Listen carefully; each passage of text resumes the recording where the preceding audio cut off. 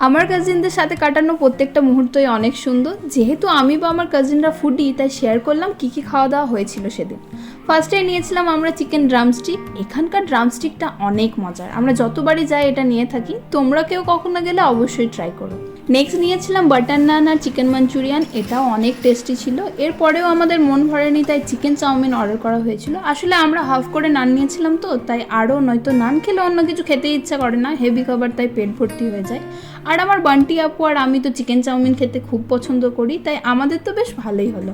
দেন আমি এখানে রামিজের সাথে একটু মজা করছিলাম। ও সত্যিই ভেবেছিল যে খাওয়াচ্ছি, বাট আমি তো জানি আমি খাওয়াবো না।